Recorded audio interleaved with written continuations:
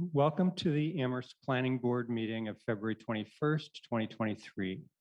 My name is Doug Marshall, and as the chair of the Amherst Planning Board, I'm calling this meeting to order at approximately 7:05 p.m. This meeting is being recorded and is available live stream via Amherst Media. Minutes are being taken. This planning board meeting is being held in person in the town room at Town Hall. However, we are conducting this as a hybrid meeting, and members of the planning board and members of the public are also able to attend via Zoom. Pursuant to Chapter 20 of the Acts of 2021 and extended by Chapter 22 of the Acts of 2022, and extended again by the state legislature on July 16th, 2022, the planning board has been given authority to hold meetings via Zoom. The Zoom meeting link is available on the meeting agenda posted on the town website's calendar listing for this meeting, or go to the planning board webpage and click on the most recent agenda, which lists the Zoom link at the top of the page. In-person attendance of the public is permitted at tonight's meeting. However, there is limited capacity in the town room due to the COVID pandemic. The capacity of the town room is limited to 40 people, including the planning board members and staff. Every effort will be made to ensure that the public can adequately access the meeting in real time via technological means.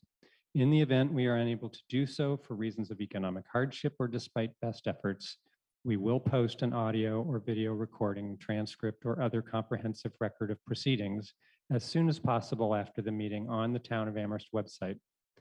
Board members, I will take a roll call. When I call your name, unmute yourself, answer affirmatively, and if you are participating remotely, return to mute. Bruce Coldham. Here.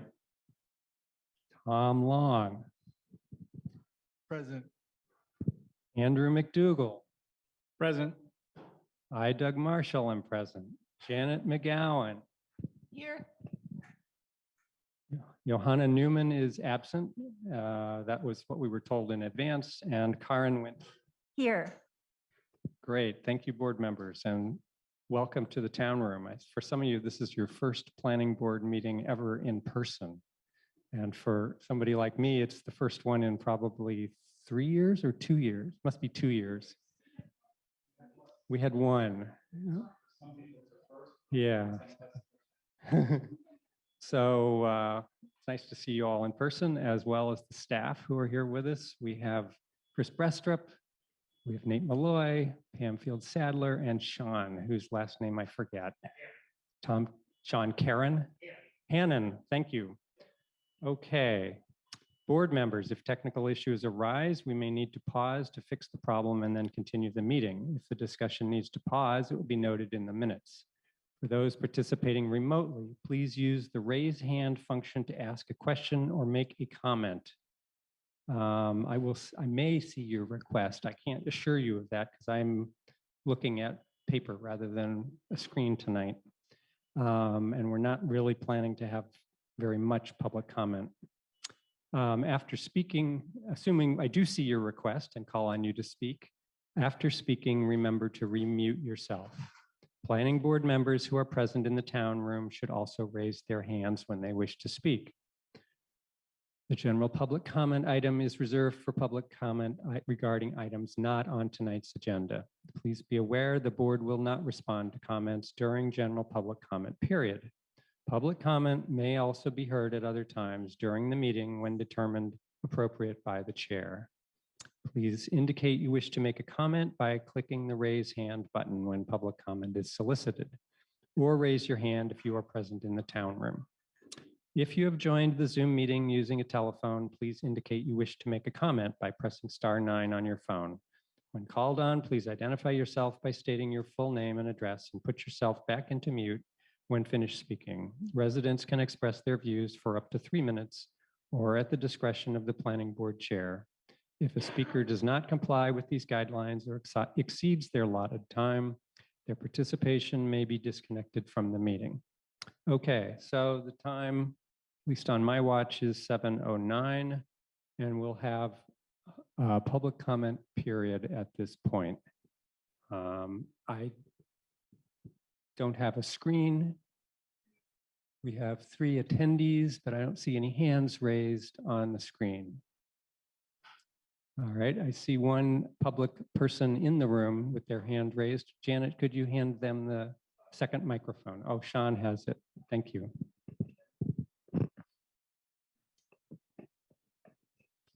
Thank you. I'm Pam Rooney, 42 Cottage Street. Thank you for letting me be here in person. I had a couple questions as you cogitate over your task tonight. And one of my questions is, if we're thinking about the densification in the residential village centers or business village centers, do we have an account of which parcels are actually containing historic structures? If you're looking around town and thinking about townhouses, what are appropriate areas for locations of townhouses or townhouse clusters? And thirdly, where would duplexes most likely be built? We haven't seen a huge number of them. Would they be perhaps add-ons to existing buildings, or would they be tear downs and new construction? So as you're dealing through that, it might be handy to talk about those. Thank you.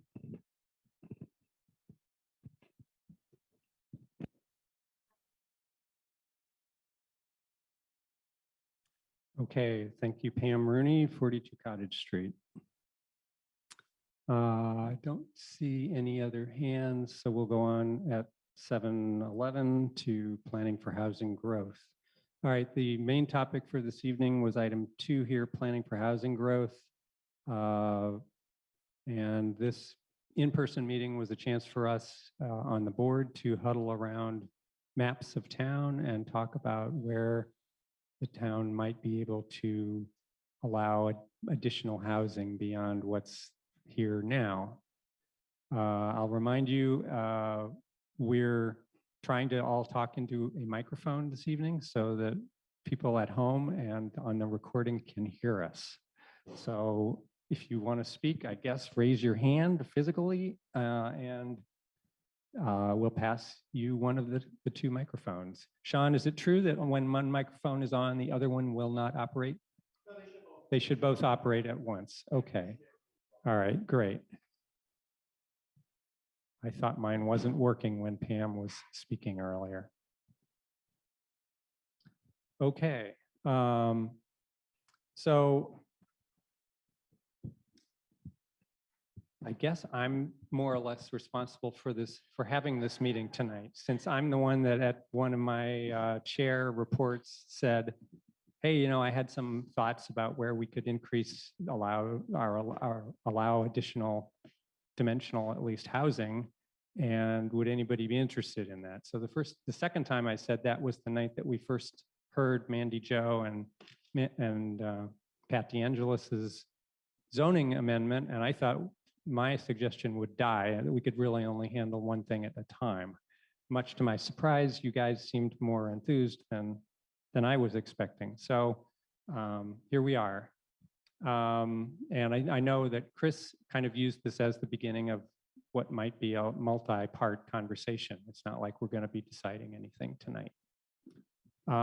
So I guess I could just start by laying out a couple of things that I had been musing about.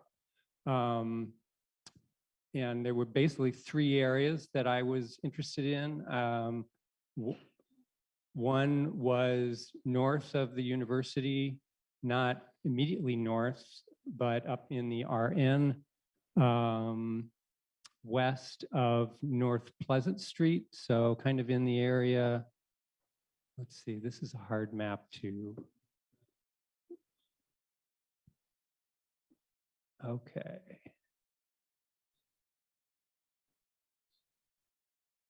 Okay, yeah, and that's North Village. So I was thinking of this area up here where Puffton Village and Brandywine are now, kind of on this whole corner. And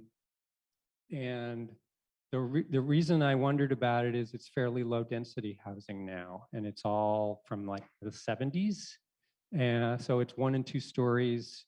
It has a mix of undergraduate housing, of residents. It has graduate student residences, residents with families.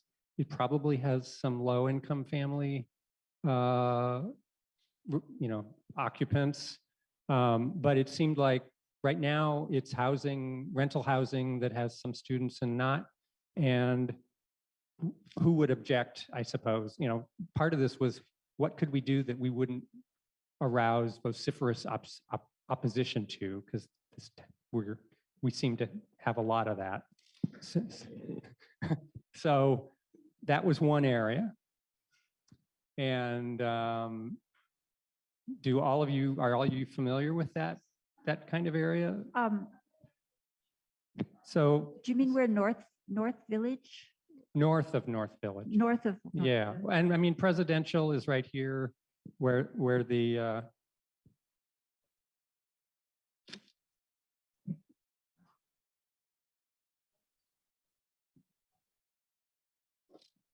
yeah, I mean, this is the university's North Village area that they just are rebuilding. So just south of that is a private parcel that's called Presidential 1 and 2, I think. And then north of it is Puffton Village. Over to this area is Brandywine towards Route 216. And then there's another private housing right along Meadow Street. Yeah, I forget what that one's called. Townhouse, is that what it's called?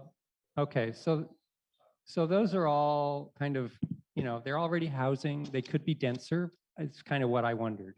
And then on the opposite side of the street, there is, what's the name? Somebody's lane. Hobart Lane. Would we want to extend, would we want to limit it to those areas that are currently multifamily housing? Or would we want to nibble at the edges a little bit and maybe go a little farther? One thing that kind of struck me when we were talking about Mandy Jo's proposal, there is no multifamily apartment housing zone in Amherst. And isn't that kind of weird? One of the things when I first mentioned this area to Chris a few months ago at least, she said, well, the building inspector views it as non-conforming, and therefore it could continue and maybe continue to be equally non-conforming, and that you could actually build more there, according to the building inspector, than is there now without any change of zoning. But that's not clear to people who are actually looking at the town zoning, and it's not clear to, maybe even to the landlords who own those parcels. Chris has her hand raised. Hello. So it's already been done in two places. One is Presidential. We looked at that, and that is non-conforming. It's in, I think, the RN zoning district, and they applied for a special permit under section 9.22 of the zoning bylaw to expand a non-conforming use. So that was a number of years ago. The other one is down in South Amherst. I think it's the Boulders or South Point. I can never remember which is which, but one of them is going to have a new building built there.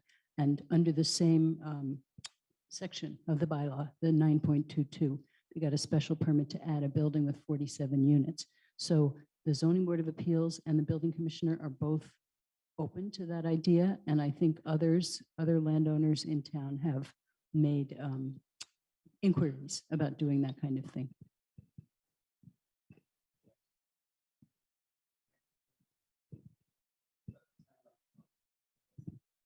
Now it just came on. Thank you, Chris. Janet. So most of Amherst can have multifamily housing. So like all RN can have duplexes or triplexes or quadplexes, depending on the lot size. And so, so that's already there. But I think my question is like, so I think what you're suggesting and just is taking existing apartment complexes and rezoning them for more density and That's what this one would be. and yeah. so, and I support that, especially since I think the 9.22 is kind of this constant twisting of it. And why not just say, this is where we want apartment houses. We want them to 3 stories. closer together as long as there's amenities. And so so it's like where we want to put, Right. And you know. so it would be, so is that what you're even though saying? this Yeah. section 9.22 or whatever exists already, creating a zone that says, here's where we want multifamily apartments to happen would communicate more effectively to the development community that we're open to some things that maybe that it's not so obvious right now. So by rezone. Yeah. Okay. Yeah. Chris, I see your hand again. So one of the problems seems to be, and Nate and I discussed this a lot, which is that property owners who are already making money on their property are reluctant to forego that money for a period of years, which it would take to build something in order to then be able to reap higher benefits. And there was talk about this in the housing market study, and I think the conclusion of the consultants there was that you'd have to build between 3 and 5 times the number of units that are existing on the property in order to make it worthwhile to the landowner for them to go forward with such a process. So I just Right. wanted to mention that. Yep. If you have a property that's fully paid off, your monthly income is heavily profit. And how would you even equal or gain that if you took out a new mortgage to build something new? So maybe, maybe that doesn't have legs. I'm not a developer, but that was one area that I thought of. The second one was down along University Drive, south of Amity Street. And I know there's been some housing built along there. The one University Drive was built. And then 70 University, I think, was the other one that was recently done just south of that new restaurant, Savannah's, right? So that was an area where there weren't a lot of residential abutters who might be objecting to allowing housing. Right now, it's basically commercial. The big Y is there. You've got all the medical stuff in the corner at Route 9. Then there's the post office, then all the pot shops along there. But I know if we wanted to, we could do, say, an overlay district along there that would add housing as an opportunity along there. If it were relatively urban in its configuration, close to the street, and 4 or 5 stories, you could have kind of a new downtown down there. And it's a pretty straight shot up University Drive to the university.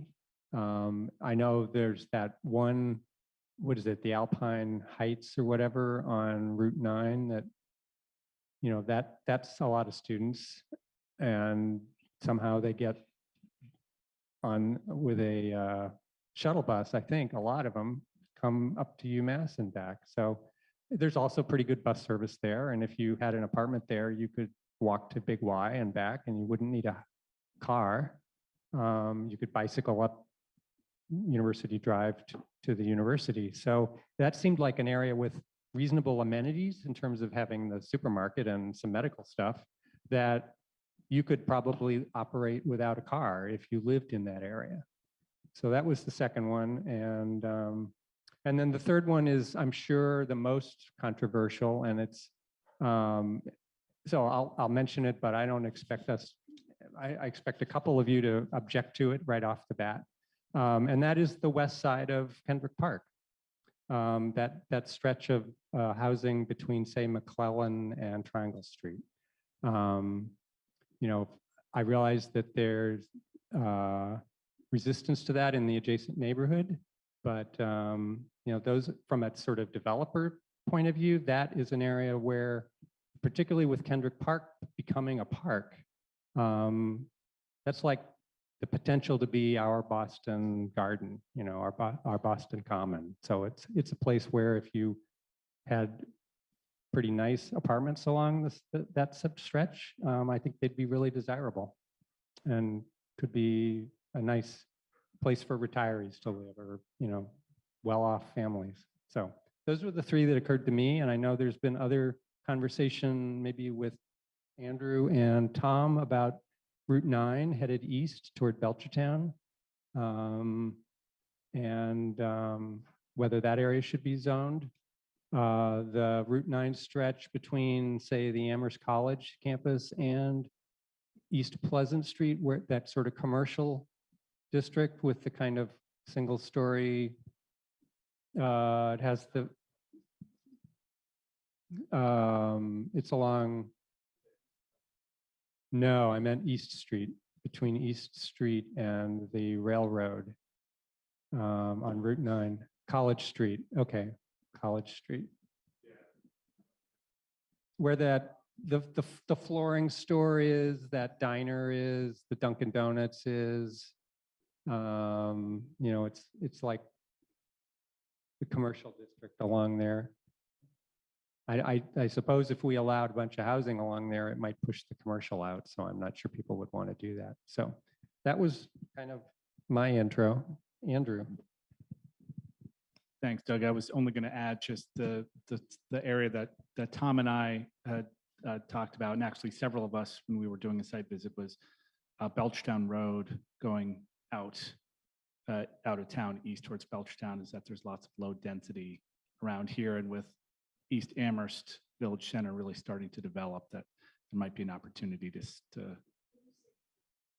Oh, I'm using the cursor on the map. Yeah, sorry for that. But so we had recently looked at the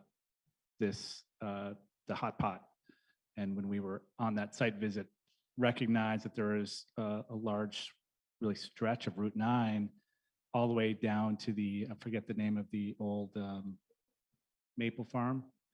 That area seemed like that would also be a great spot for upzoning. I think this is also one of the areas that was being, has been targeted for some residential growth. And I think the property, I can't remember which Belchertown Road number it was, but that had been purchased. So just some more clarification on that. And that's, your map is showing the Alpine Commons apartments too, which are relatively new, pretty, two-story maybe. Yeah. And Tom. Thanks, Doug. I think one of the things we also talked about in reference to that particular place was kind of expanding the village center further down that road to allow for maybe some non-residential markets or other types of grocery-like stores that might populate that road as well, because there is quite a big food desert there for people, and it's quite a distance for them to bring their groceries on the bus all the way over there. There's lots of students, there's lower income housing there, and there's a lot of density. So I think bringing that urban, the village center further down Route 9 might allow for some development of markets or fresh produce or something that could alleviate this food desert that's in that zone. Yeah, I had plotted out where the bus routes go, and there's actually not a single bus route that goes from Route 9 all the way across Amherst. If you want to go to Stop and Shop from the Belchertown roadside, you got to go at least up to Main Street. I don't know, maybe all the way to UMass, and then pick up a different bus. And many people here, I don't know if this is a rule, the drivers limit the number of grocery bags you can bring on the bus. And so people that are shopping for a family can actually get all their groceries on a bus and get them back to this neighborhood either way. So I think trying to find a way to zone it in such a way that those types of things are more available would be wise. And whether or not we can encourage them to be built is another story, but at least creating the opportunity for that to happen. Okay, Janet.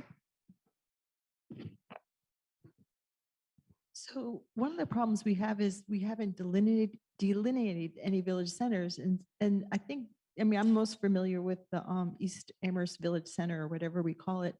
And it's like the weirdo zoning. Like there's some parcels that have, are split in two. Remember we did that one of the permits in, the backyard and the parking spaces. And I'd love to see some sort of make everything easier and more flexible, like village center zoning that allows, more dense housing, that allows different kind of stores. I would do that with design, like a process to figure out where the village center is, develop design standards that people can agree on. And so we won't be like arguing building by building. But I look at Colonial Village apartments, people, there's a lot of people living there, but it's very low density. And, people they use the grass and they, barbecue, but again, it looks like the same kind of area, very low density, it could get taller, it could get more filled in. It might be, so I see that for that area too. Okay, Janet. Bruce. Yep. Extending that, as you were saying, Andrew, that I guess it's the village center business, is it? Yes. Down, well, I guess it would be that side, which would be the northeast side of Route 9 there. It's currently RN. If we were to rezoning or however the mechanism is, whether it's rezoning or overlay, we did, when we were at that site visit, some of us speculated on the Maple Farm site without knowing anything much perhaps about the proposed or the new food co-op that's gaining ground in town. It seemed to everybody that that would be a wonderful site for that type of use, but we also recognize that it may not at this stage be able to consider that site. So along the lines of what you're suggesting, Andrew, considering what would it take to make that, beyond the willingness, of course, of the seller, make that a possible site for a food co-op might be something that would eventually be something cooperative that we can do. And I also should say that on the Kendrick Park, the west side of Kendrick Park, just so that folks know, the local historic district commission is in the process of thinking about the Lincoln Sunset historic district expansion into that. So I don't know how that affects whether there would be some collaborative synergy there, or whether there would be some conflict. I don't know, but it's relevant to the conversation if we want to continue it. That initiative is being contemplated by another commission in town. Chris. I was just reminded by Pam Rooney that there is an affordable housing development that's going in along Belchertown Road. It's town sponsored and it's actually 2 locations. So you might want to look at that location and see how that fits in with the thought about expanding the village center down Belchertown Road. And maybe Nate, or yes, yes, Andrew's pointing that out. And so there's that site, and there's also the site that's on East Street, which is, where's that, Nate? Further north, near the East Street School. Near the school, right? East Street School. So those Yeah. 2 locations are going to have up to 70 altogether, 70 affordable units. Okay. Janet has got her hand up. So just talking about that some more, there's also a new community garden that's gone in, and I'm not sure I can pinpoint it, but it's on the east side of Belchertown Road near Fort River. And there's a new community garden going in there. And so there's going to be a lot of low income housing, a community garden, the new school. There's a lot of synergy there. It's also got like some really good dirt. And so I could see, It's a floodplain, right? it's good dirt, and a lot of it is very wet. I'm not sure about Colonial Village, but I can attest to a lot of wetness there. But I do think it's a great area. It could be kind of a test case for like how to put in amenities, to put in a grocery store, or there are some places selling food. There's Indian food being sold, and then Mom's Market and things like that. But I do think this is like an area that'd be great for some kind of really good redevelopment and thinking about like who's there. And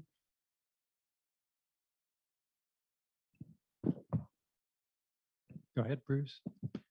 Oh, just to add to what you were saying, Janet, we probably should, when we're talking about this, remember that we hope we're going to have a double-sized school right above that red part there. Right. So that means that there'll be twice as many people coming to pick up the Buses. kids and stuff like that. So that's another augmentation, I guess. Right. Andrew. Thanks, Doug. I was also just going to point out that there's the new development happening in the southwest corner as well, which I think is ground floor retail with the resi above. These comments, yeah, okay. So yeah, residential coming in here, the hot pot, the low and moderate income housing in these two areas, it does. And then the village center is bisected by the commercial zone here. It does seem like with all of that anchored by potentially a new school, that we could bring some cohesion to like unify this area. Another area too, which I was also thinking of as well, was just down in South Amherst,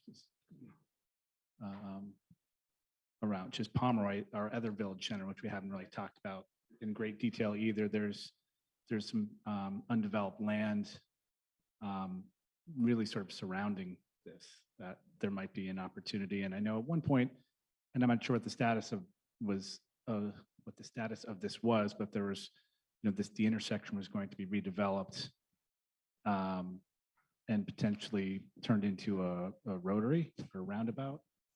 That I think that also makes for a really compelling kind of placemaking opportunity, where this right now it just feels like it's a stop along the road, but with a roundabout, with some densification, you might actually make a pretty compelling area with lots of identity. My kids are on the Xbox. Thanks. All right. Thanks, Andrew. Chris, is the roundabout project going to happen?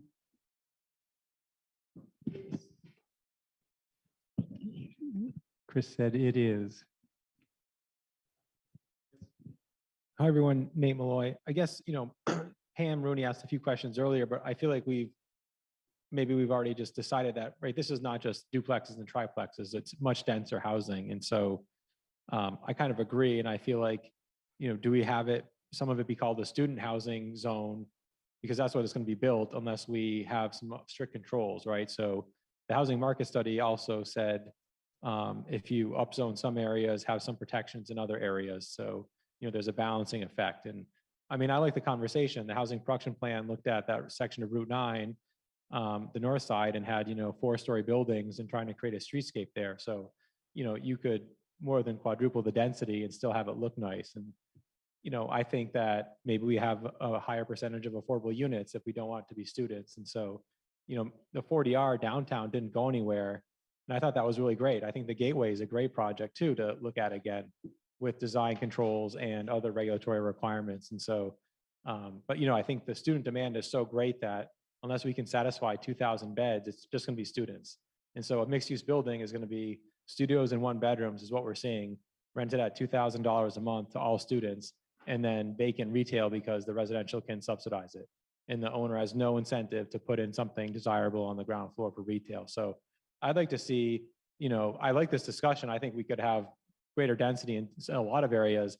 And then let's talk about what are the details. Like, I'm not even considering zoning right now because our zoning wouldn't allow this at all. So let's just figure out where we want it and then figure out how to do it.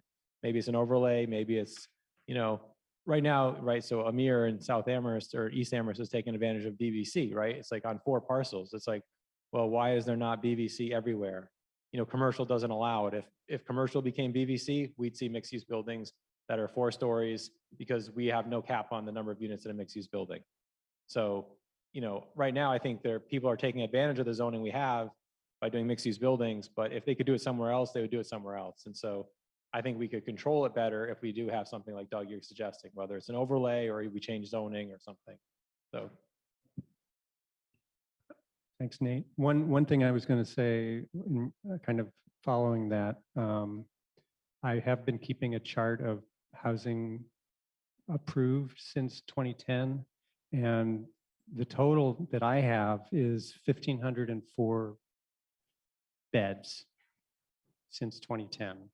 And I've shared this with Chris every now and then. Beds. Yeah, in terms of, whether it's a studio, a 1 bedroom, 2 bedroom, 3 bedroom, or 4 bedroom.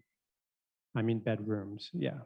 Some of those rooms will have 2 or whatever students in them, but so that's since 2010, and I didn't start any earlier than that. So it starts with Boltwood Place, and then Kendrick, and then goes through the hot pot that we just approved. And so, I think the housing production plan talked about doing about equal that number kind of in the future, another couple of thousand beds. I don't know what the timing was. That was what you quoted today, Janet. Okay. No, these are multifamily developments. Yeah. Karen. Yeah, I'd like to ask a question. So Nate, what I'm hearing is that we want to somehow steer it, be able to have some control so that we can encourage really mixed use grocery stores, retail. And how do we do that? I'm not quite sure. What is it that we do? Yeah, I don't have all the answers, but I do think that right now the residential market is so strong that it can subsidize commercial space. So, developers had said they're willing to have their commercial space sit vacant for 5 years, knowing they can get top dollar for the residential spaces. And so, I don't know what the tools are. It may be right non-zoning. It can be tax incentives. It can be other incentives. But what are the mechanisms? It's I don't know. I don't necessarily have the answers, but I think that right now what's happening is just because the residential market is so strong, that's the driving factor. It's not even a consideration of what's happening with the non-residential use, right? That's just an Okay, afterthought. so do we have the power to have some kind of a zoning where you don't have residential use? Where you just Well, right allow? now, we have a zone, it's called the RF, the residential fraternity zone, which is designated for students. Those are the only people that can live in that area. How do we have something like that, which is not for students and beds, but is for a grocery store or for a commercial space, which is what we need and which is not happening? How do we do that? Do we have a mechanism? Well, we can list grocery stores as a use and allow them in whatever particular zones we want to.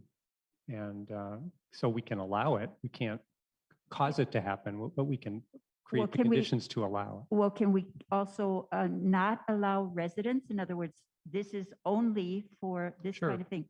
The commercial think- zone does not allow housing. Residents. Okay, so if we want in Does that it? area, Oh, for I'm wrong. Maplewood Farms, if we want a grocery store and we want to avoid what's happening, people coming in, building these things that they're primarily considering milking students for profit, then we have to zone it in that way. I guess that's the step that we have to really consider. Tom, Thanks. I mean, I think that there's 2 parts to that, right? One is that I think Nate's saying we need to satisfy this demand.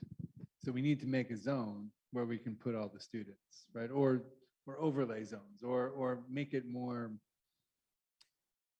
I guess, affordable or possible to add density. I think on the flip side, if you put 4,000 beds in Pomeroy Village Center, Mission Cantina would be overloaded with people wanting burritos. So then another burrito place might open or something else. So I think the notion of these village centers, the mix of commercial and housing is problematic. I think it's problematic because we don't have the density of the housing yet. And I think if we do raise that, and that's the same with downtown, right? I mean, I think we're not filling those spaces all the time because there's not enough people down there to go get those burritos. And so I do think that like places like Pomeroy, where they're somewhat isolated, we can get a mixed use to function really well there because those kids are going to want a slice of pizza on their way up to their 4-story tower of of dorms that we put there. So I do think there are, there are ways to do kind of both of those things in some of these zones, but I think creating the opportunities is what we want to try to accomplish. On your example, at least, if you put 4,000 students at Pomeroy, we probably ought to talk to PVTA. Like, somewhere in this, the public transportation system and whoever runs it probably ought to be consulted on what we're thinking about if we're really going to create a huge amount of demand in some part of campus or some part of town that doesn't have it now. Chris. We've actually received an inquiry from a property owner or from a representative of a property owner who has the desire to develop property on the, I guess it's the north side of College Street. And we were showing that on the image before where it's all commercial. And they have an idea that if a lot of that property were rezoned to business village center, that it would be much more developable for mixed use buildings. And that seems like a good use of that property to me, that more of that area should be rezoned as BVC. We didn't have BVC when we put in commercial here, but BVC is really more flexible than commercial, so we should consider doing that. Would we consider increasing the dimensional allowances for BVC even? Is that, We could could. consider doing that. Yeah. I don't know those off the top of my head, but I wonder whether, similar to what happened downtown where we allowed another story or two to happen, whether if we did something similar with BVC, would that, finally get us over the threshold where something is financially feasible to invest in? Chris, do you want to answer that, and then we'll go to the other Yeah, hands? you're already allowed to put 3 stories in BVC, and there's a special permit modification that's allowed, a dimensional modification that's allowed with a footnote A, so you could have 4 stories in BVC. So there is already that, Okay. you could do that. Okay. All right. I don't know. Bruce, you go next. Thanks, Doug. No, it's okay. It seems that I've got 2 things to say, I guess. It seems that an unintended consequence maybe of allowing the 5-story buildings downtown, I guess, it might have been that it certainly then becomes, as you were saying, Nate, more possible to do to achieve what you're describing, which is essentially an underuse or a non-use, or really a very not paying any attention necessarily to trying to rent out the lower floor. And so maybe we should be a little more careful perhaps to not create the economic situations where that unintended consequence could happen. But more particularly on that score, would we, in the areas that we're thinking about where housing could, and particularly student housing, could be more densely accommodated with, say, 4-story buildings, it would seem to me nice to be able to take that residential use right down to the 1st floor. Because then if you can take that residential use right down to the 1st floor, then you can connect the residential uses to exterior spaces. Whereas the way we've been doing it, or it's been happening in the downtown, of course, they're dissociated, and it might be really nice for that kind of housing. It would make it more attractive, I would imagine, to be able to integrate the whole building and then to have exterior space that's connected to the living more particularly. So that's a question, I guess, to Nate or Chris. Would there be a problem with that? Does that require presumably that somehow that could be solved, and that type of housing could be accommodated in those, that type of denser housing could be accommodated. Thanks, Bruce. Yeah, right now under zoning, it'd be difficult. We cap the number of units in an apartment building. So, we can have multiple apartments on a site that allows it to get to the ground floor, but it may not work with, say, the density or the models we're talking about. The mixed use does have the requirement of, most of the street front has to be non-residential use. So I think we'd have to have some type of zoning change or flexibility there to achieve what you're saying, depending on the density. Well, it's exactly because the mixed use doesn't have the 24 unit cap that is creating the situation we have.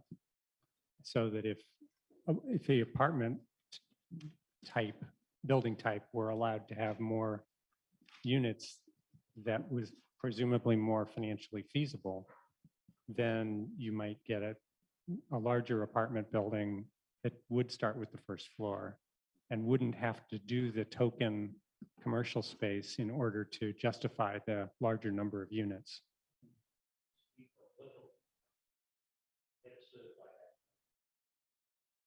Yeah, depending on the location, if it's a village center where we might want to have at least some suggestion of commercial space, that's different than something, say, up in a already dense student area where you probably do want to have some connection to the outdoors. Okay, all right. Janet. So when I went back, I'm not sure I have I have the housing production plan here, and it looks like it goes from like 20, year one is 2013 and year 5 is 2017. And I think we definitely have hit the total number of units, in the last 10 years. But what we haven't hit, in year 5, we were supposed to build 100 units of student housing. I think we've built hundreds of, units of student housing. And so I think the question is, how do we make the space for non-students? And so, I've said this before, I think UMass has to step up and start housing more students, thousands more students, because we can build 5,000 units and we'll have 4,000 filled with students. And so, I feel really strongly about that. Or if we're going to have, lifting caps or increasing density, we have to make space for regular folk, because that actually will build our economy too, our year-round economy, and kind of prevent a lot of the problems we see. I have to apologize. I read the housing production plan several years ago. And so, this is a, depiction of how East Amherst Village could look, or Amherst Center, in terms of density on particular lots and stuff like that. So I'd like to pass it around, it's been done already by our consultants. They were looking at 3 stories in the village centers and 4 stories in Amherst Center. But I just thought it was kind of like taste them again for the first time. But I really do think we have to figure out some way to control the impact of student housing on the town, because we've been hearing from people, and we just need to figure it out. I think UMass just has to step up. And I think the studies show that the more students who live on campus, the better it is. Like UMass Lowell is trying to build more on-campus housing. People have better experiences. And so I don't think we can solve this just by zoning or, putting out lures for development, because we've seen, we're in a building boom in our town. It's not like we need to bring developers in, but we need developers that are building housing for workforce, for families, for just regular people. Karen. I feel very strongly the same way that Janet has just expressed it. UMass has all this land. We have to think about transportation too. We want to get it into a pedestrian kind of a downtown. UMass has so much land off of 116. They could build student centers. They could have private people come in and help them build that. They could have electric shuttles, herd those people to downtown. But the town has to be preserved for a mix of people. And we are really faced with, here we're talking about, well, we could put students here, we could put high students there.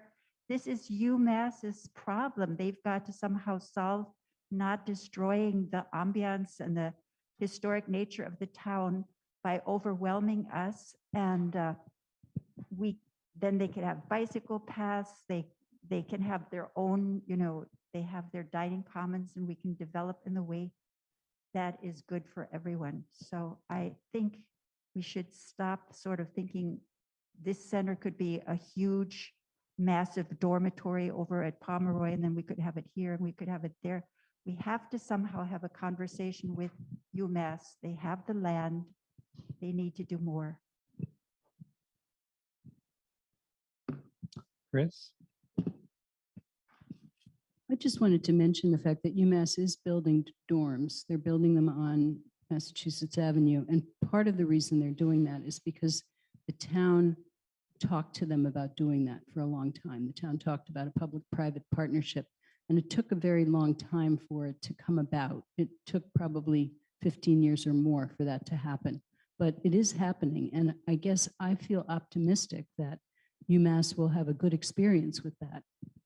One of the reasons UMass has told us in the past that they can't build more residential units on the campus is because they have reached their bonding cap. And when their bonding cap opens up again, they'd rather spend the money on academic buildings than they would on residential buildings. So now that they have the opportunity to have public-private partnerships, I am optimistic that they can then move along to build more housing on campus.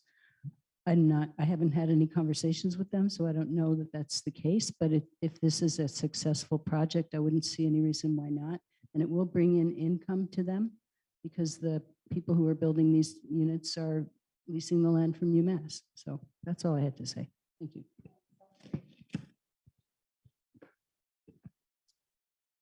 Nate, Sure, thanks. I mean, I was actually thinking like 5,000 beds in Pomeroy, Tom. No, realistically, I'm not envisioning that at all. So again, the housing production plan had, cottage style development, next to Taylor Davis, there's a Slobody lot that's vacant between, the transporter building and then Taylor Davis, and it's a few acres. And so it was envisioning, like 40 to 50 units, cottage style, 2.5, 3 stories, third story under a roof.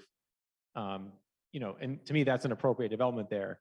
I think my concern is that the demand for, by students for housing would overwhelm a development like that. So even if we say, wow, that's a nice scale, it can be a mix of bedroom types, it could attract all different types of people, it'll get absorbed by students because they can pay a higher price. So even if we think it looks nice and is appropriately scaled and everything, families or non-students will have a hard time getting there. And so I think we have to talk about where can we actually allow students and have a student zone or zones. I mean, the UTAC report identified 3 or 4 areas around the UMass campus. One was University Drive. Let's just say it's a student zone and we're going to allow really dense multifamily housing. And that's where we want students. And maybe in the other zones where we don't want the students, maybe we require 25% affordable, like a 40R district. 20 or 25% of the units have to be affordable, so that can't be students. Maybe we try to restrict students. They're not a protected class. And we try to start encouraging other types of housing for non-students. I mean, I think it has to be a little bit of both or many different things. So I'm not envisioning, right, I don't want to have Pomeroy Village become 5-story buildings. I don't think that's appropriate either in East Amherst. But I think in certain areas, it can be, maybe on, up in the fraternity zone or University Drive or certain places, more along Mass Ave. But I think there has to be a little bit of both because the market is so strong here for students. It's really peculiar to Amherst. I don't think it's the same in Northampton. I don't think it's the same in other college towns. So I feel like we have to wrestle with that. UMass is building, but I can't say, I don't think it's all UMass responsibility, right? I feel like we've kind of been in this problem because in the 60s when UMass expanded, we had all these, the town developed, and then we changed all the zoning. We said no more apartments. And so now every apartment complex is non-compliant because after they were built, we changed the zoning not to allow them anymore. And so, the reflex was, oh my gosh, it's going to keep happening around town. Let's change the zoning and make it illegal, which is, so for 40 years, there's been not a lot of multifamily development. For the longest time in Amherst, it was like 50, 60 single family homes were permitted a year. There weren't duplexes, triplexes, or any multi-unit development. And that's changed in the 2010s. The pendulum has really swung the other way. But what we're seeing is not the multi-unit development everyone, thinks is happening. It's not for, families or professionals or singles or, anyone. thanks, Nate. Let's see, we'll do Janet and then Tom and then Andrew. So I definitely think we need to look at strategies for limiting students like the stick. And it could be, 50% affordable, but affordable could be defined as middle income people. Like I remember decades ago, Concord built all this housing, and when people could apply who were making $100,000 a year, and this is like more than 20 years ago, because they were seeing already that they were going to have, be losing the middle. But I also think we should talk about carrots. And so, getting back to Doug's original idea of taking the kind of low density, small apartment complexes, like what would be the incentive to build more housing? 50% for families, or if it's all students already, just more students. And I also wonder, what can we bring as carrots? But also I wonder in terms of your problem, like, is there a way of doing phasing? Like, what if they just took one section of the apartments and they were 3 stories or 3.5 stories? They make their money there. They're not like going, okay, we're going to make this a blank slate. Because I wonder if we could talk to people and say, is that, a reasonable way to go? And is there enough money in that for you to want to do that? Okay, would you pass it to, Sorry, I just wanted to comment on the idea that students can live and stay on campus has a really detrimental effect on the commercial district downtown.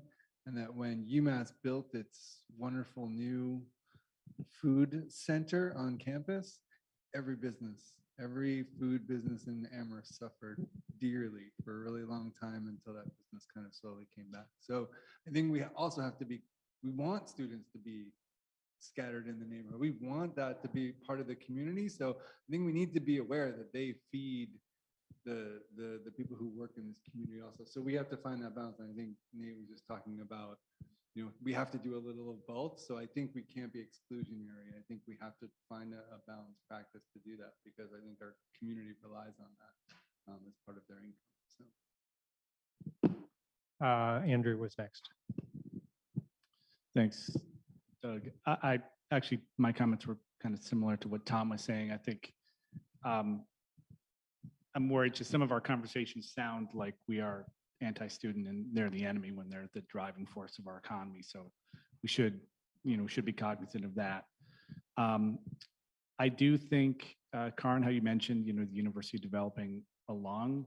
I think it would seem that there's ample opportunity for more dorms to be added, but we also have, I guess, something I'm not clear about is the relationship between, the University in Amherst and the University with Hadley, because it seems like a lot of that empty land is actually in Hadley, not in Amherst. Certainly, if you're looking to develop along, right, Bruce is pointing to University Drive. If you're looking to develop around there, that's where sort of the endless fields are, that maybe there's an opportunity to build around the football stadium as an example. But I love having students around town. We have had some periodically on my street, and I enjoy the energy that they bring. And so, again, I don't know that we hear that enough in this forum, that there is a lot of great benefit that they provide, and having them interspersed within the community is really a wonderful thing. Okay, Karin. I agree totally. I always said that the only place I wanted to live was the university town, obviously. I mean, my husband teaches there, my kids all go there, my daughter teaches there. I've always had students that have lived with us. What I'm talking about is really the balance. And so if I sounded extreme, it was only because of the lack of balance that this is causing. It's such a grievous sort of charged market for them, that I see the rest of town being kind of in danger of leaving. The people around me in the center of town, my neighbor for the first time said to me, this is the first time that he's really thought, he lives on Lincoln Avenue, they've been thinking about moving because of what is happening. I see it all around me. The young families, my daughter with her 4-year-old son, these are the people that we're losing. So if I sound so emotional and extreme, it's only because the balance is gone. Obviously, I care about, the student, and I do think they have to come downtown. I go to those places to eat too in the center. There's very good food, but we have to somehow find, as you said, a strategy that we don't lose the town because of this influx of massive amounts of students. Okay, Karin. Janet. I just want to speak in praise of the UMass grads that were in the house next to me in their speed metal band, which fortunately practiced in the basement. But so there are rental units in my house, in my neighborhood, but not many. But I wonder if we could look at University Drive really closely, because I know I wonder if we could, if you could pull up on the map and we could talk about it. Like, I do think wanna it's a do great place approval for student or- housing, but it also has the arbors, which is, obviously it's a housing for, I think we should just, I wonder if we can just, I don't know. I didn't realize you can go so deep, but I just wonder if we could look at it, because there's a lot of single, I know there's a lot of wetlands there, because Chris has mentioned that, but there's also a lot of just single-story buildings, like the post office, the little bicycle shop, the pizza place. And I always just think like, why can't that go up or get bigger? And then it has like the weirdest configuration of streets. Like someone told me, I think Harvey Allen said that the idea was to create a boulevard in the middle of University Drive. And instead we have two parallel streets with these awkward. Chris, why don't you give us the history on why the parallel street on University Drive is there? Originally, that was supposed to be a road that went all the way through to South Amherst, and it was going to go, continue on where it goes across Route 9 and where the one One University University. Drive is now. It was going to just keep going straight. So it was envisioned to be kind of like, I won't say a highway, but sort of like a limited access highway. And they only allowed 6 access points along the area between Amity Street and Route 9. And so in order to have access to all of the side properties, they needed to have that strange access road on the west side because they couldn't have access off the divided road that isn't really Is that a divided. deed restriction? It is, And I think, didn't town council have to approve the curb cut for 70 University Drive or something? yes, either town council or town meeting had to Town had meeting, to maybe approve at that that. time? Yes, we had Okay. to go through a process to get that. So is there a process each time to add a curb cut? I think there And- would But be. it's yeah. allowable if the town, If the supports town it. agrees to that, to doing that, yes, but it's not simple. okay. So I mean, you've got the pot shop on the corner at Amity Street, and then what I think of as kind of a little legal office with the Zomac legal office in it and maybe a real estate firm in there. And then you got another pot shop. And then the old printing house that has the pizza joint and the bike shop. And then there's the little, looks like a little bank that's empty right next to the Slobody building. And so that's obviously an office building. And then you've got the post office. And then you've got the mall. And kind of the area between the mall building and the street, I was kind of thinking, well, if you had a 80-foot overlay right along the street, you could put a 4 or 5 story housing block in front of Big Y and turn it into being more of an urban, maybe a mixed use building with an actual street edge right on University Drive. And across from that, you've got the urgent care center on the corner. And then I'm going to not know these as well. That's like an extended care home. And then there's the large extended care home that's farther back. Yeah, that one looks like the Pentagon. And then there's the 100 University Drive little square office building that's only 2 stories. That's another lot where that's kind of underutilized. If it were to be in more demand, you could probably have a little more something built up along that lot. Then you've got the wetlands going north. And then I think that this map doesn't show the new 70 University Drive building. It's just short of the mall where Savannah's is too. So it's a little out of date. I would not want to do something that threatened the kind of medical complex that we've got on that corner. I mean, I think they're there partly because that's what we allowed, but also because that's a pretty good place to get in an ambulance if you need to go to Cooley Dickinson. So I kind of like keeping that as our little in-town medical corner. But it seemed to me there were a couple of spots where if we wanted to kind of shoehorn in some more housing, it wouldn't be impossible, I guess. even the mall up at the north in the BL there, if the financial incentives were right, the folks that own the hangar and the Greenfield Savings might consider building more there or instead. Okay, Tom. I just had a quick comment. You brought something up the other day when we were talking about duplexes and triplexes and Mandy Joe's proposal. And it had to do with thinking about how we might treat things along certain main roads or thoroughfares as opposed to how we might think about those zones. And this seems like one of those places where University Drive might have multiple zones that are happening there, but there's an overlay zone because this is one of those thoroughfares and it's a setback however many feet from the road can be developed as XYZ. And the same thing I think can happen down what we were talking about in South Amherst on Route 9, Belchertown Road, that's a zone where you can imagine, okay, give me however many feet back from the road on either side. That's a new zone, overlay zone. And I think that logic makes a lot of sense for a lot of places in our town, because I think you're right. They've been underdeveloped over time, and we need to give some incentive for those things to start to grow some density. So it's just a thought process. I first thought about that when we were looking at the RN and how it's so varied, and some of them are really on major roads and some of them are not.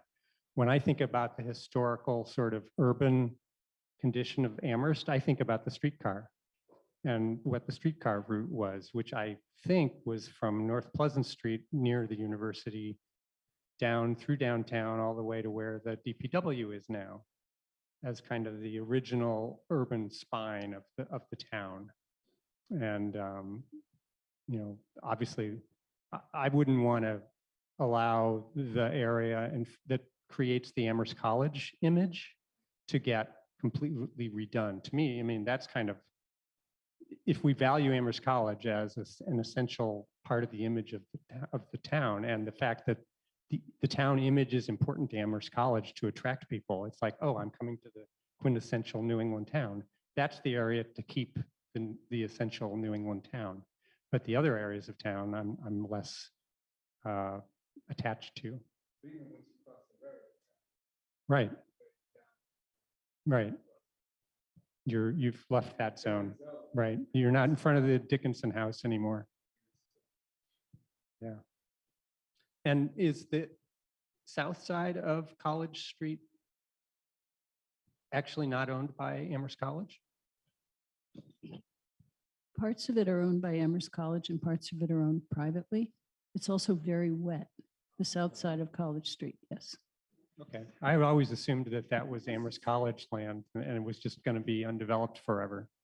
So that's an interesting information. Bruce? Andrew, could you just slide back to the University Drive in for a minute? Because I just want to ask a question related to that area. Doug, you were giving a broad and well-informed, I think, summary as we go up. But on the east side of University Drive there, that whole zone is a office park, correct? So, and I seem to remember from 25 years ago on this board, one of our priorities then was to maximize the opportunity for the kind of development that we believed was going to generate more taxes, and that the town, being very poor in that direction, would then anyway have fought tooth and nail not to give up a zone that was attractive to that. So I imagine that would be still germane, or how does that zone affect what you were saying so far as that side of the road is concerned? Well, I was kind of taking the same approach that Nate was describing, where let's figure out what we want to do and then figure out how to do it. So I feel like the R&D that's on the west side of University Drive has really never panned out, right? I mean, what research and development office parks happened in that area? Nothing. I don't know. I mean, early in my time on the planning board, wasn't there some project that was going to happen in North Amherst that was going to be an R&D? Was it the eruptor?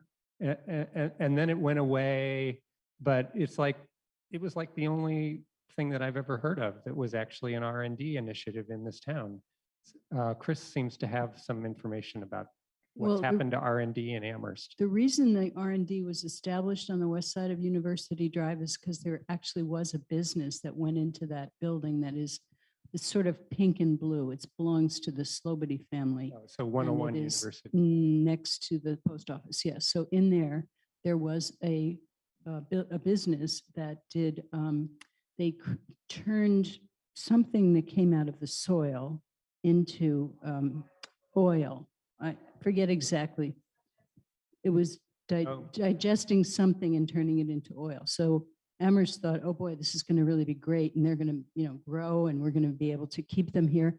Well, it turned out that they did grow and they went east. They went towards Boston. So, Uh-huh. They could get more people to work for them in a bigger place, whatever. So that's why that R&D zone was established there, to allow that to occur. And it is true that we've had a hard time getting R&D to come to Amherst in general. Well, the floor plates of all those buildings are so small. It's like R&D, you think you need a warehouse, right? You need a lot of room to expand and do things you don't even know about that you want to do today. Janet. So this is a great topic because, if someone's going to build the big research and development facilities, they're probably going to go to Holyoke because there's tons of space and it's cheap energy, and it's not going to be here. And so, in a way, we should focus on our strengths and sort of stick to our knitting, because what you see is what we have. And we need housing, we need businesses, we need a nursing home, we need medical facilities.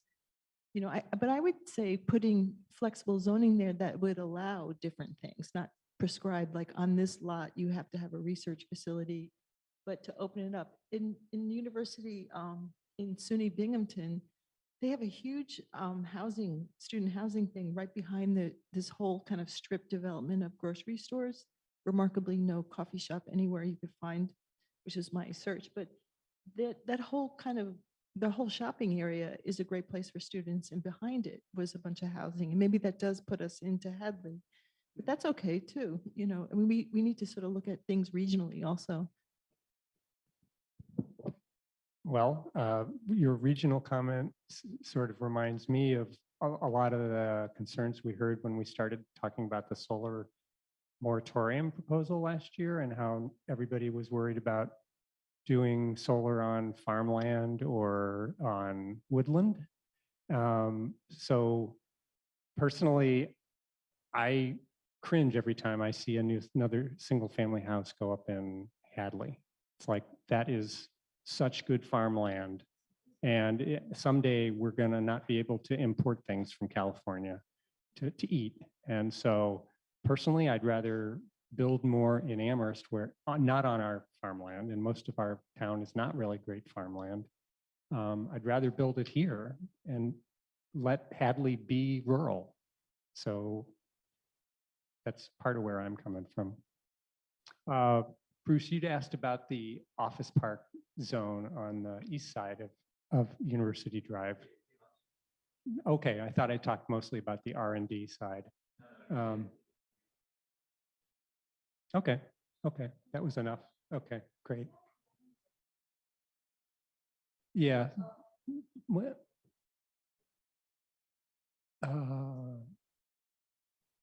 I'm not sure. Yeah, go ahead, Chris. So the Brown is now 70 University Drive, 36 apartments, and it's in a mixed-use building. And just north of that is Savannah's. So that whole thing has been developed. We have a problem because we have a flight of Amherst that for imaging that was done in 2019, but our maps are all based on 2009. So there's been a lot of development in the last X number of years that we don't show on our maps. The other thing is I want to say about this is that the BL zoning district was extended towards the south. It was extended to that building that's, I think, called the Lincoln Paper company building, that square one on the right. So that whole brown area and the little white area north of that is now BL, although it doesn't show that on this map. Okay, all right. Andrew, could you also scroll down onto Route 9? Because we go a little bit west and we've got some housing. We've got the new One University Drive. I guess I was just wondering if there was any opportunity on the south side of Route 9, kind of between the railroad and the Hadley line. Chris? That's also very wet, that whole area from One University Drive south. It's really Okay. not land that can be built upon. Okay. All right. So it's 20 minutes after, about 20 minutes after 8. We scheduled this meeting for 2 hours, so we have about 40 minutes left if we want to continue. Are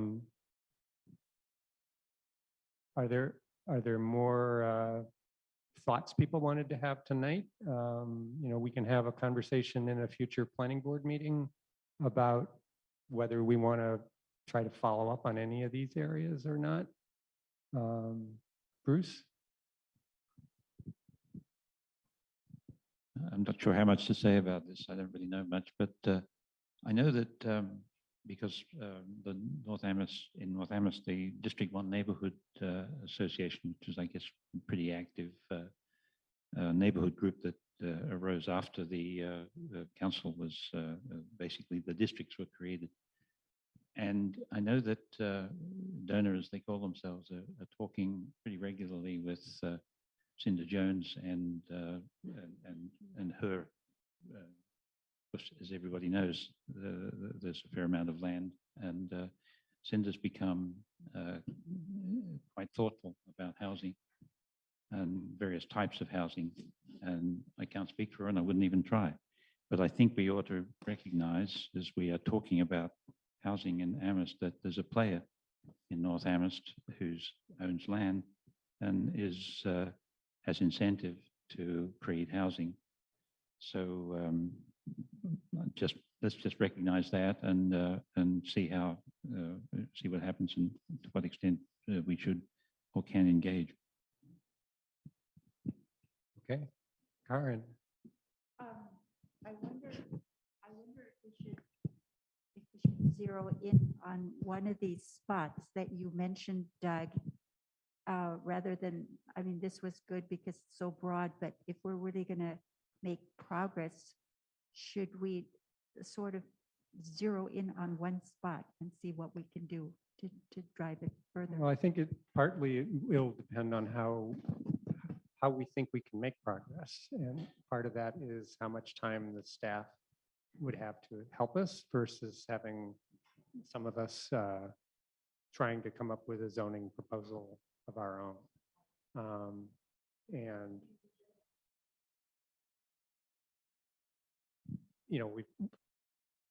anyway, that's where I would start. And this was billed tonight as just a discussion. So I'm actually a little bit leery about trying to make any decisions tonight because the public really wasn't warned that we might make a decision. So, right. So, okay. So I see Janet's hand and I see Tom's hand. So I think this has been a great discussion, and I really appreciate what people are saying and just sitting around and talking. And I would love to do a discussion, or maybe not a 2-hour meeting, about design standards, which sounds like the most boring thing. And when I look at the housing production plan, I like the scale of these buildings, but they all look the same to me in a way. It's like the same kind of storefront over and over again.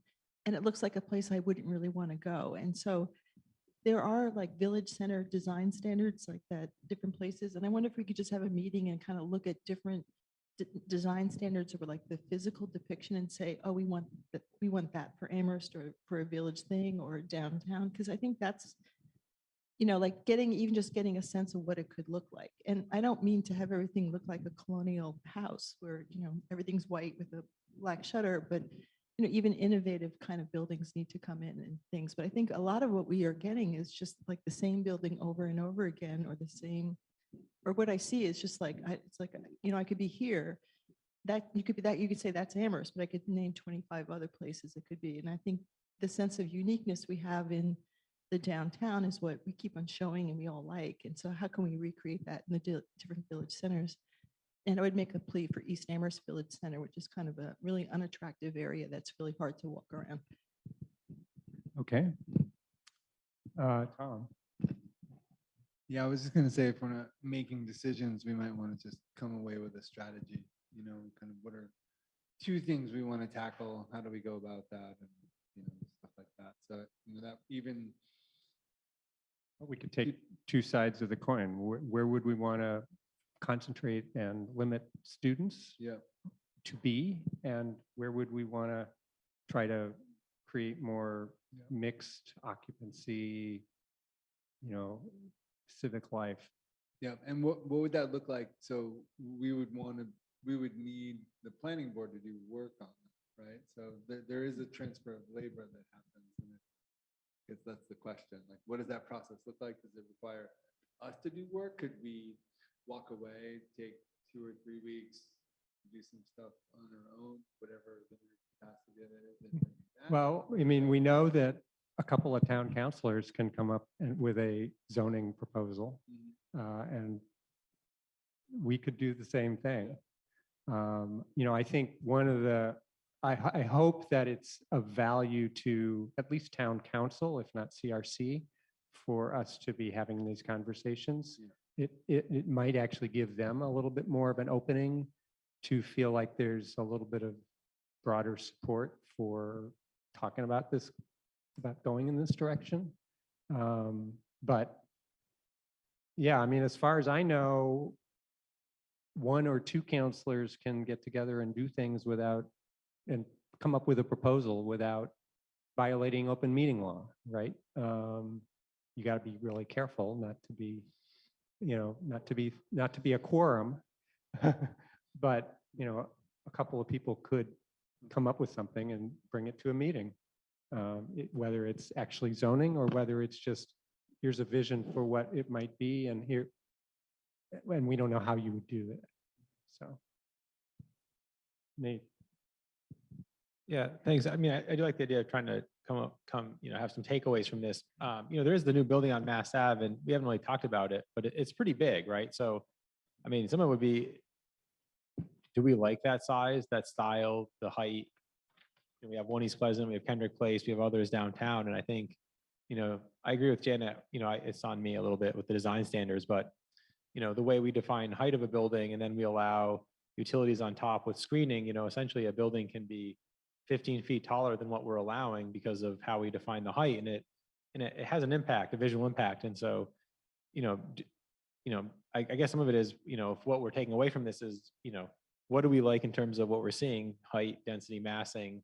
And we have an example right now being built on Mass Ave that's, pretty substantial. And it's like, is that okay? I haven't heard a lot actually negative or positive about it. And it's like, well, could we have 2 more of those along Mass Ave? And that's a huge help to housing. And, why not? I mean, so I haven't heard from many people. I haven't heard, sometimes people will call and be concerned with certain projects. And I haven't heard much either way about that one. And, it's a really massive buildings going in. So to me, that's the upper end of what I'm thinking about in terms of scale and density. And then, it's down to, like I was saying, like 2 stories, 3 stories in village centers, maybe, a story under the roof or something, but not incredibly dense like that in many places at all. I feel like that's an extreme example, but I'd love to consider where could we allow that type of housing? Where is it appropriate to have really dense multifamily? And let's think of other areas to have different types of housing. The only community comment I've heard was from someone in the Fearing Street who was worried about the noise potentially coming out of that U-shaped structure. Let's see. Chris? I would love to look at the East Amherst Village Center. That's been kind of in our, idea of things that we need to look at. And I think that there's a support for that, and there aren't really dense, single-family neighborhoods around there that would object to things happening in that village center. And there's already a lot of things that are happening. Amir McGee is building a building now. He has plans for building one across the street from there. We just saw the 20 Belchertown Road Service Net project go through. So I think there's a lot of, what? Momentum. Momentum, that's the word I'm looking for. And, the Fort River School, and Janet mentioned the community gardens. So I think the East Amherst Village Center is really a place that is ripe for development and is ripe for help. Tom? Yeah, and I think it could also be a case study for what we might do in other village centers. And I think Pomeroy is another opportunity. I think it's behind in terms of development compared to where East Amherst Village is, but it definitely has the potential to become another center like that. And if it has the right design guidelines and zoning, that it could actually grow and prosper. Thanks, Doug. Agree with those in terms of East Amherst and Pomeroy being some great starting points. And then relative to the student question, I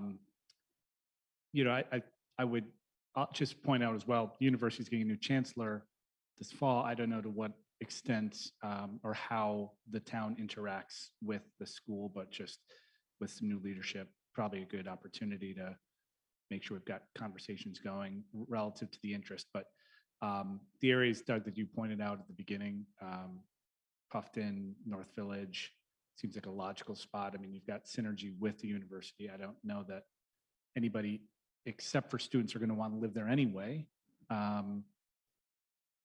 So if we think of this as kind of two zones, we've got maybe East Amherst as a logical spot for some of those design standards, testing some of the waters, building something that may be more of more interest to and maybe more accessible to workforce populations, and then sort of north in the university being really more geared towards trying to make this more, make it able to be able to build some greater student density in the housing. I guess with the north of the university area, that would we want to limit that area to students, or would we want to make it an area that's intended for students? But if there are others that want to live there, would that be prohibited? Because I don't know who's living there now, and maybe they are mostly, or maybe they're entirely students, but say there's, a few just low income people that this is where they want to live, and it's on a bus route, and it's close to where they work at the dining hall at UMass or whatever. Is that a problem? As I was saying those words, I wanted to take them back. I know, I mean, I grew up in town. I had some very good friends who grew up in those apartments. And yeah, it is, it's not just students who live there for sure. And one of the reasons why, maybe because of affordability of those units. So. Well, I also remember when the university was taking down North Village before the recent construction, there was at least one really moving sort of memoir article in the Gazette by a guy who had grown up in North Village.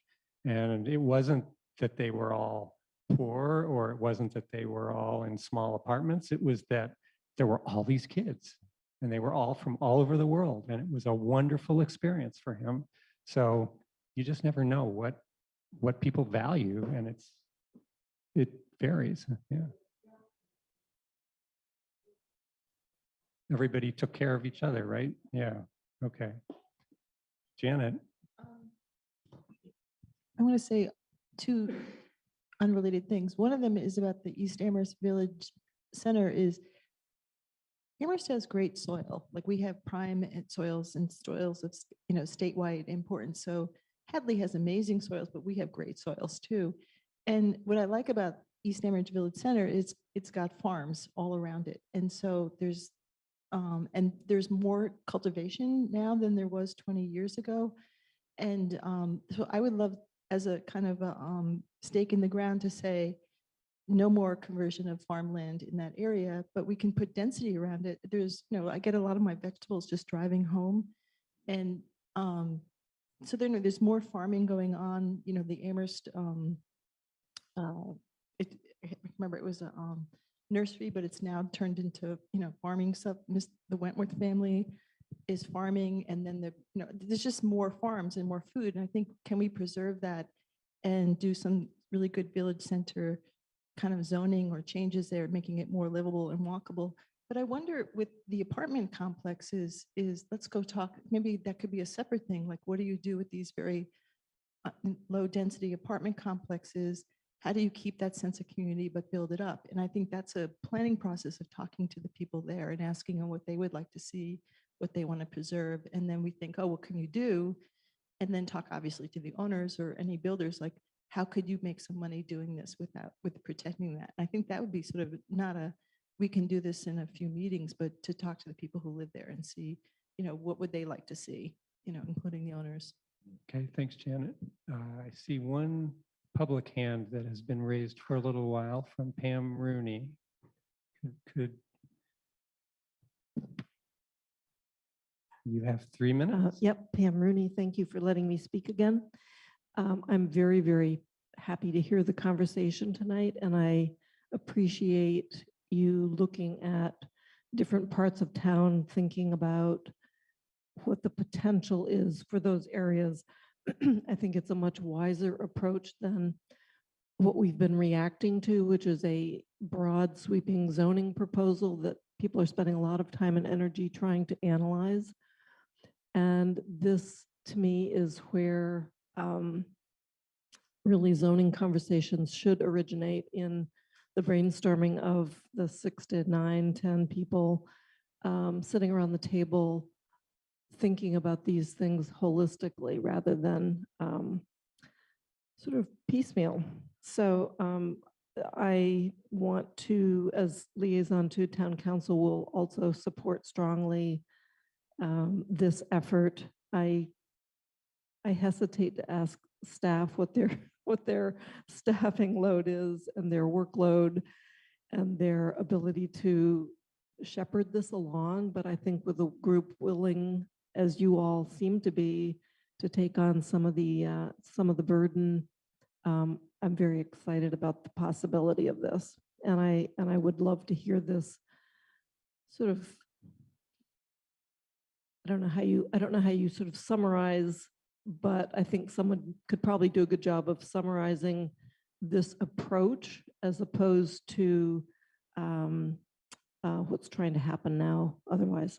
Thank you. Thank you, Pam. Bruce. I just want to ask what's here. Andrew, can you bring that up? And then it's basically a big blank RN between Strong Street and Tilden. It's basically the reason I'm asking is it could be an extension of the RF zone. That's right. Yeah. Yeah. Chris Riddle there lives there. Yes, I sorry, Chris. It's Tilden. Oh, sorry. Isn't that?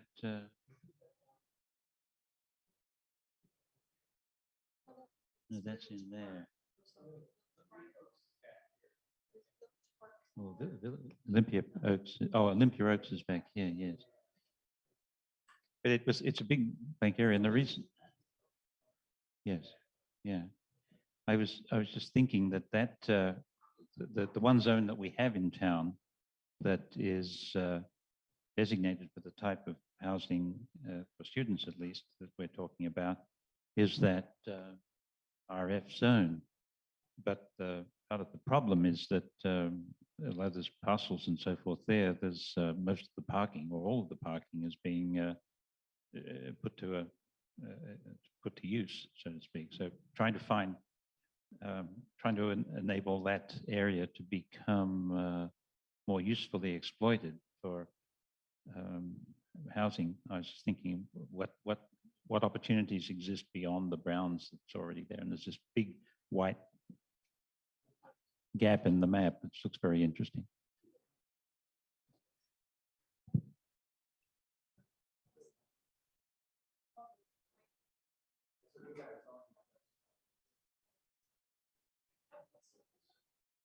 I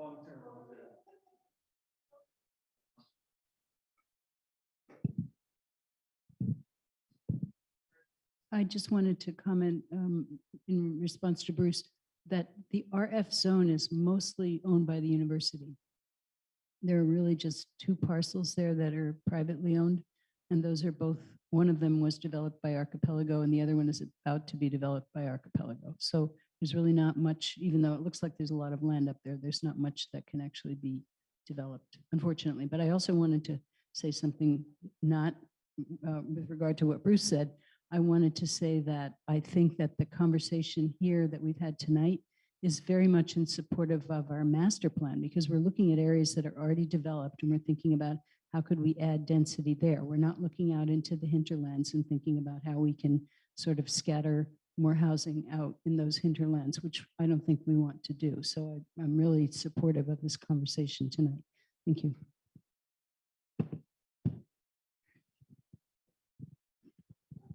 Go ahead, Janet. Use that one in front of you.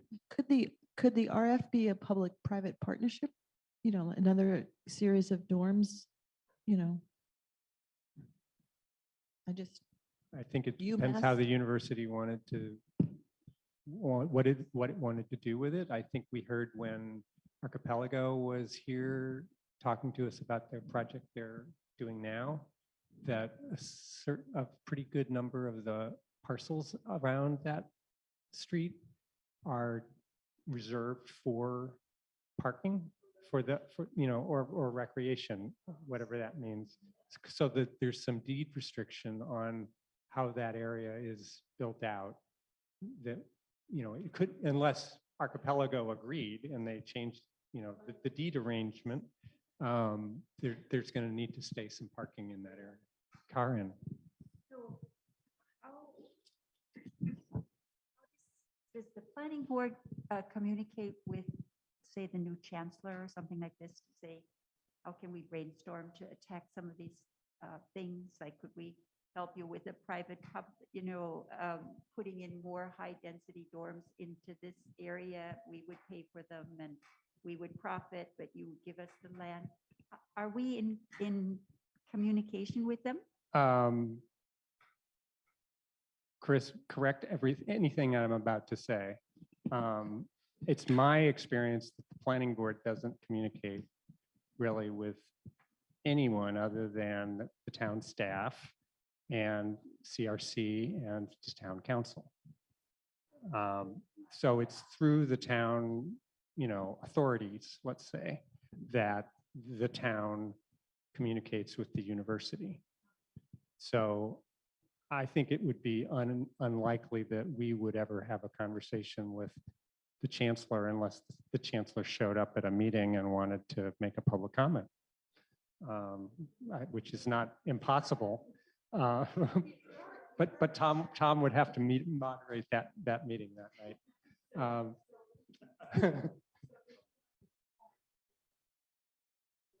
Well, I mean,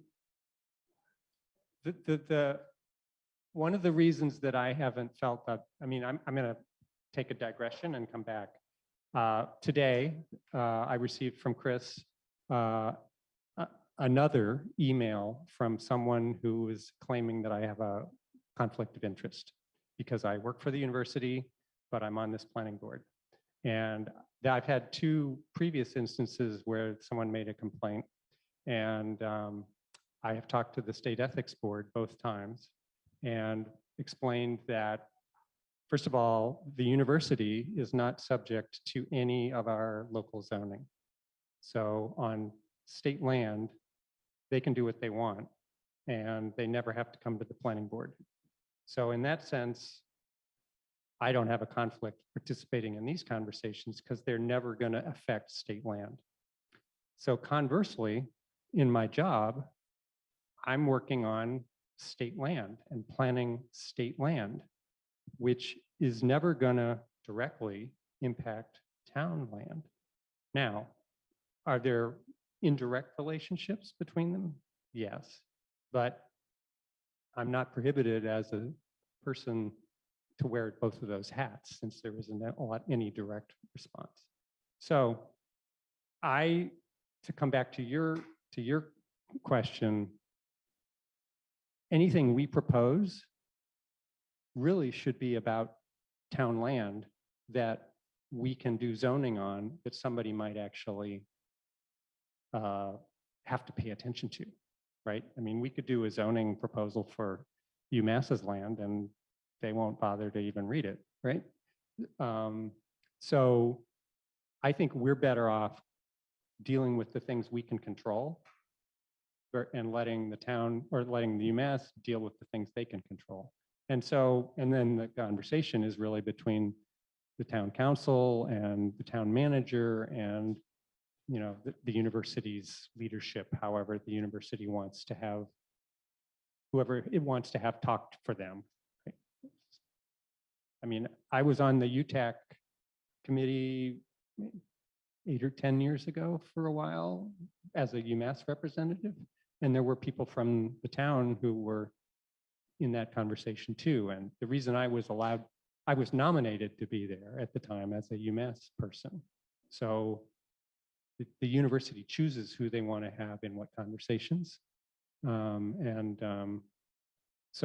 you know, I mean, if the planning board had something it wanted to say, I think we could communicate to the town council. And if they endorsed it, they might say to the town manager, hey, would you go talk to the chancellor or whoever it is in university relations that has those types of conversations. So we originate sort of ideas and then people hopefully support them and they can carry them wherever they need to go.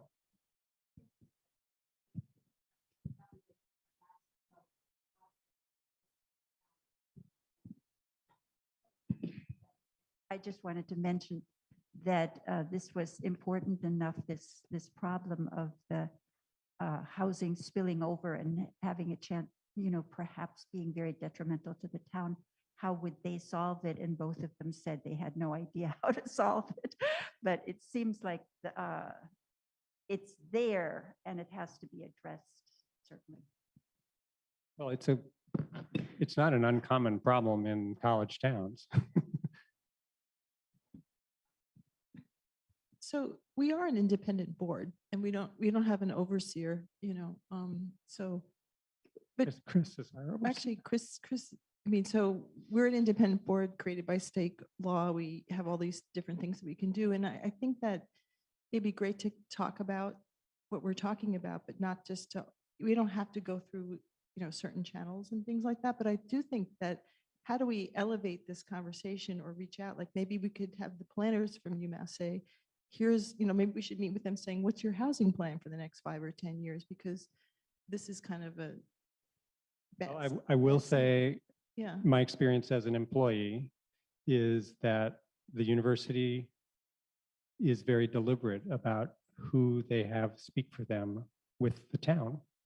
So you could make that request, and I'm not sure that the planners would be the ones that would show up at the conversation. Yeah. Okay. So just sort of, but like exchanging ideas and sort of informal. But Bruce, I was also wondering, like, what's the status of your research about college towns and solutions and things like that? Because I think that would be a great thing to talk about too.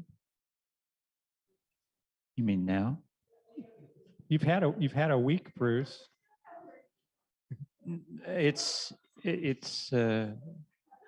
The conversation tonight has been mostly about large scale, higher density and how to find it and locate it. And what I'm doing is more related to what the proposal of Andy Joe and Pat, Patricia. which is starts with duplexes, adds proposed triplexes, and then converted dwellings and townhouses and stops there. And if I may take just for a moment, what I'm intending to do, because typically people like me will say, well, we should do something about this as a comment, either as a public comment or as a comment as a member of a board. And then with the best will in the world, not much else happens. Well, because I'm a retired gentleman or person, I guess I should say, clearly an old person, I think I can put some time in. So I've offered and discussed this with Nate and with Chris, but with none of the rest of you really, because I didn't know whether I'd do it, and I thought, well, I'll talk to you guys when I've done it. That's probably appropriate, because if I don't do it, it's just moot. But what I'm proposing to do is identify 12 to 15 towns that are similar across the country to this, small towns like Amherst. I'm doing it on the basis of proportion ratio of population, total population to student population, 1.5 to 3, on relation to median age, somewhere between 22 and 26. Ownership around 50%, and one other criteria which slips my mind for the moment, but I've got 15. And then I've got 10 questions that I'll ask planning directors and others, 2 or 3 others from each of those 15 towns. And Nate and Chris have helped me with those questions generally. The next step, which I'm halfway through, is looking at each of those towns and downloading essentially comprehensive plans from each of those towns, housing studies, and any other pieces of regulatory data or that are conspicuous, but mostly comp plans that I can then read, particularly the housing sections of, and understand something more specific about those towns that will allow me to focus those general questions into specific questions for each town. And I'm going to look at Google and so forth, so I can get a general sense of what it looks like from the air, because there's going to be some differences there that might trigger some questions as well. And then when I get back from the Bahamas and phones can be used, I'll make 30 or 40 phone calls, and I expect to do that in the month of April. And I'll write all that up, what I find. But essentially, the kind of questions I'm asking is: does your town designate a student residential use, student home, or some use like that? And if it does, what is the definition of that use? And do you have minimum distance type regulations? Do you have rental license fees, and are they calibrated to equally across all rentals, or do they have sliding scales depending on the type of rental? And nuisance houses defined, and a few other things like that. Basically, probably add a couple more, Nate, because you remembered them. But that's what I want to do. I want to answer all those questions and come back then with some basic understanding of how we might be able to get a better and more comfortable engagement with student accommodations, particularly at the lower end of the scale. Thank you, Bruce. So we have about 8 minutes left. Chris, you just raised your hand. Did you want to add to what Bruce was saying? I just wanted to say, in response to what Janet was asking before, we don't communicate directly with the university. Town staff doesn't. The town manager does. But the town manager learns a lot from, oh, that was Karen's question. I'm sorry. From our conversations and from talking to us planners and watching the planning board meetings once in a while, and here's the conversation, and then he reads the paper and sees what's being talked about in the Gazette and the Amherst Indy, and that is also read by people at the university. And so there's kind of a groundswell of, ideas that comes forward. And that's kind of what I was getting at before, because, 15 or 20 years ago, people started talking about, well, why can't UMass build more housing on their campus? Well, they don't have enough money to do that. Well, then what about public-private partnerships? And then people were talking about that. And, I just remember the kind of growing conversation, and eventually UMass went to the state, to have it determined whether they could do public-private partnerships. And it came out that they could do those. And so even though it took a really long time to get to that point, I think it kind of grew out of conversations that the planning board was having back then and conversations that the select board was having. So it's kind of a collective effort, even though we're not going and talking to the chancellor, this group. It kind of all filters into the university mindset and affects decisions that they make. So that's all I wanted to say. Thank you. All right, thanks, Chris. All right, so maybe we're done for tonight. We can stop a few minutes early and thank you all for coming. Let me see for.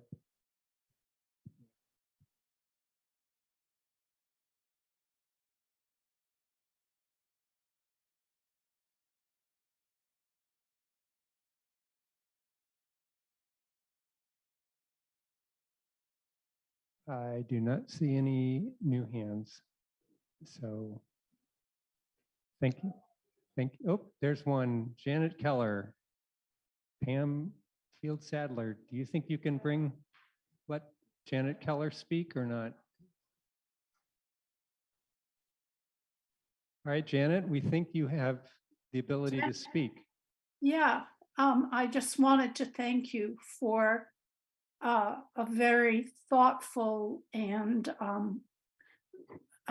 it was a great conversation and I appreciate it very much. Thank you all.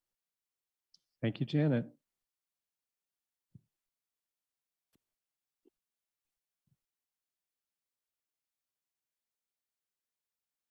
Okay, I think we are finished for tonight. The time on my analog watch is not 8:56. So we are adjourned. Thank you all for coming.